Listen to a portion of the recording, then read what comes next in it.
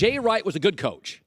And about 5 years ago, and I'm guessing here, but something clicked. He was always a good coach.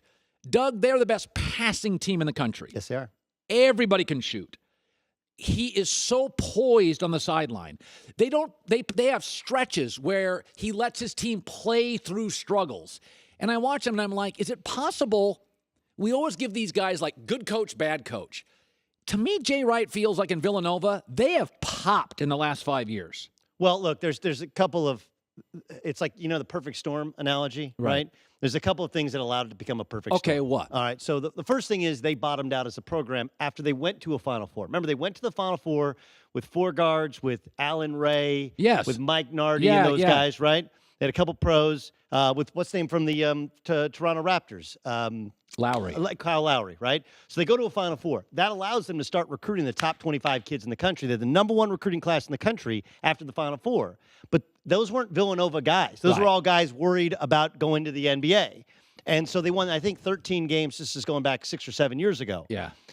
They go to the new Big East, which, let's just be honest, it's dropping down a level in terms of the overall competition. Sure. They were in a league before with Syracuse, UConn at its peak, Louisville, Notre Dame, etc. Now they get Xavier to play. and Well, it wasn't. Xavier was moving up a level. Creighton was moving up a level. Butler was moving up almost 2 levels. They were a Horizon level team, but they also had Providence, who now they've been to 5 straight tournaments, but at the time they were down at the bottom. DePaul.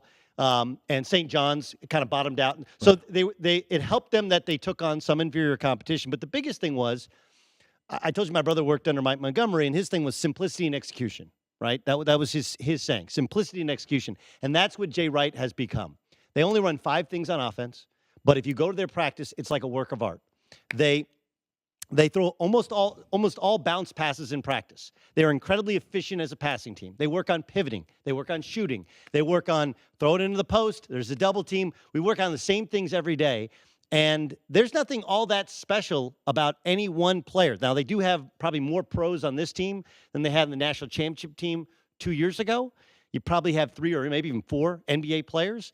But it's the spacing is 21st century spacing. Amari Spellman, their 5-man, hit it 4 threes against West Virginia. That's why they won. Listen, if I was a young player, I'd want to play for Villanova. No question, but he's also done a good job of recruiting his type of players, guys that are in it for us, guys that are tough-minded mentally. They play great defense with their legs, not with their hands. And I would agree with you. When he was first, I played against him when he was at Hofstra. He had Speedy Claxton. He had 2 pros on his team, and we stomped him. And we didn't think they were great. We thought they played hard. When they went to the Final Four the first time, they had 4 guards, and they just kind of ran a take-em offense.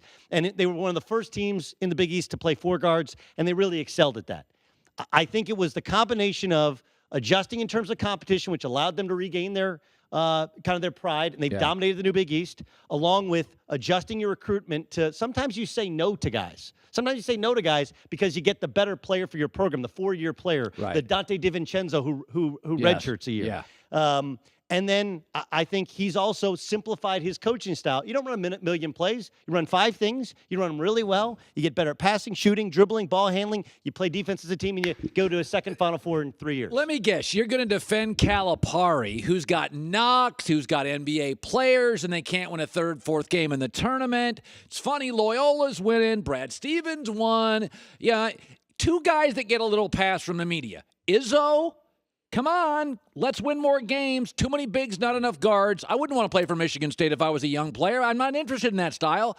And by the way, Boeheim gets a little pass. I don't think I'd want to play in that style. And Calipari, what is their offense? He's been there 9 years. What do they run? I actually think if you watched the game, they were running NBA caliber stuff. They actually executed very well. Their problem is they just don't have that good of players. Like, basketball has become, in the college level and the pro level, more about skill and execution and fundamentals than it is about length and athleticism and upside. You look at Florida State, who got beat by Michigan. Okay, Florida State's got dudes for days, but can you pass, dribble, and shoot? And that's what Kentucky was sorely missing, is in their evaluation of players, they didn't evaluate properly. Can you actually make shots? Because that opens up the floor. I mean, look, the reason that Duke got beat yesterday is Trayvon Duval, who's a talented freshman, can't shoot, so you don't have to guard him. So Marvin Bagley constantly has two guys on him. Right. So it's about spacing, it's about shooting, it's about skill, and frankly, that's why all four teams are still playing in the Final Four. Yeah. All right. By the way, this whole thing about, I thought Duke Kansas was great. It's funny, Bill Self will lose with talented teams. This team's grittier. They work hard. They get in. I thought Duke Kansas was as good as it gets. Overall, the tournament is what it is. College basketball is a little bit of an airport now. You land and you can't wait to get to the next flight and get out of there. I think it hurts the sport. Overall, Loyola Chicago, is that good for the sport? Yes, yeah, absolutely, because it gives hope to the formerly hopeless. And this is what's crazy about it is this was a year to which we all came in, even those of us who covered it for 15 years and played in it. Yeah. To think this is a year where, God, you could see 20 teams, 25 teams getting there. Usually we have 3 thoroughbreds and 1, how the hell they get here? Yeah. Right? Go back and look historically So the that's last what we have 25 again. years. And that's what we have this year. We had the Big Ten tournament champion.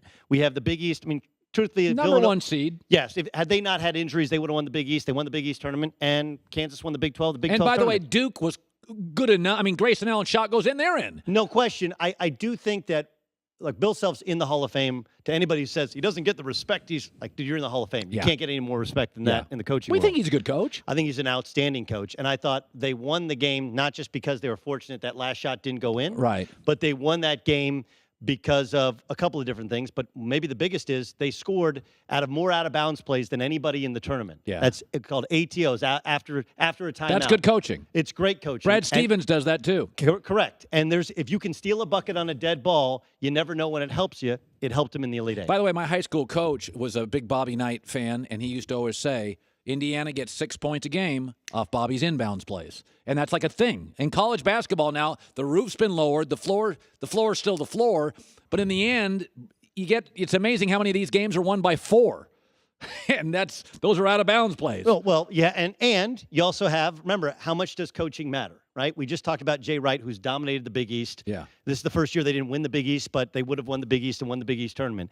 John Beeline, who runs a squeaky clean program, but is a professor as a coach. And those are 2 future Hall of Famers. They're not in yet, but they will eventually be. And Bill Self is a Hall of Famer. And Porter Moser, here's what's amazing about it. Porter Moser, 20 in his seconds. 13 previous years as a head coach in college basketball, he never finished above 5th in a conference. This year he wins their conference tournament, and he's in the Final Four. That's crazy how sometimes just the magic of March ends up propelling you. Thanks for watching. Subscribe here to get the latest from the show. Also, be sure to check out more of the best clips from The Herd or go watch a few segments from our other shows on FS1.